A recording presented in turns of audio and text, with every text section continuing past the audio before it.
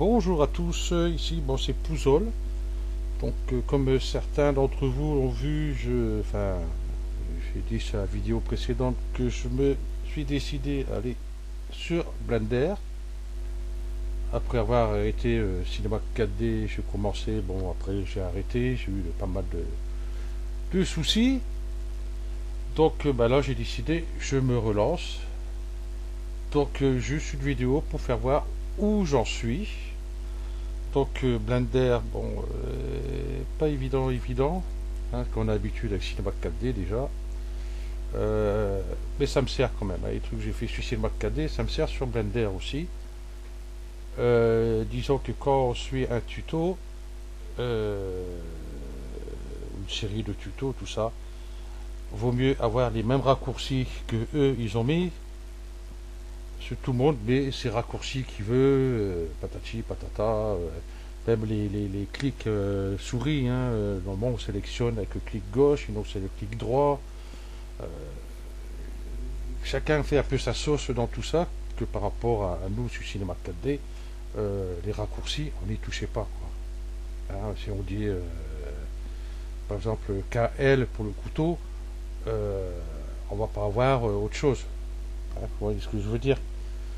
Donc, je suis en train de suivre un tuto de Eric. Hein, c'est SVM6 pour ceux qui connaissent.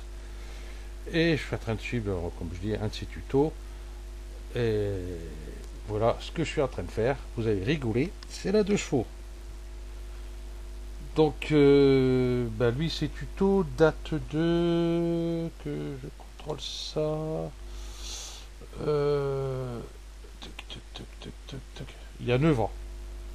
Donc, pour vous dire que Blender a changé depuis ce temps-là. Donc les outils qu'on a besoin ou autres, ou ce truc-là, quoi, ils sont changés de place, ça paraît que les noms ont été changés, enfin il y a plein de trucs qui ont été changés, quoi. Donc je suis obligé de chercher. C'est pour ça que le cinéma 4D me sert pour certains trucs. Comme ça, bon, certains outils qu'il y a sur Blender, en fin de compte, je peux me servir d'autres choses sur Blender que ce que Eric utilise. Bon, ce que j'utilise quand même le plus là-dedans, parce que c'est les plugins, les add-ons qu'ils appellent ça. Hein, c'est que c'est là, tac, ça y est. Ah non, je suis pas sur la bonne vue. Ah ouais, c'est ça le problème aussi.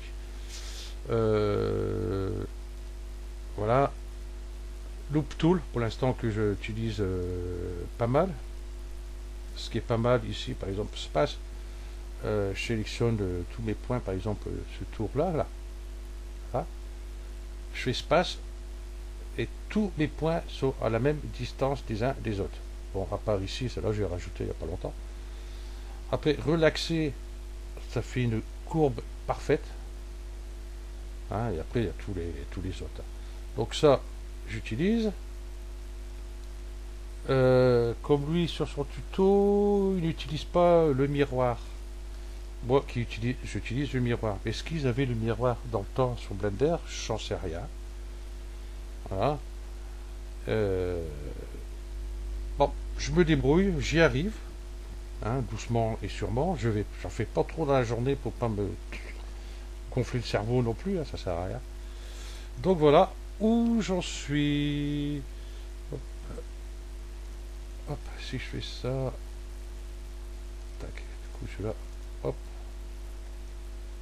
voilà, je vais mettre en couleur. Voilà où j'en suis. Bon, les arêtes sont pas faites dessus, hein. Voilà. Donc pour moi, c'est tout bon pour l'instant. Je tiens bon. Et puis voilà. Donc sur ce, je vous tiens au courant de l'avancement de la 2 chevaux sur Blender.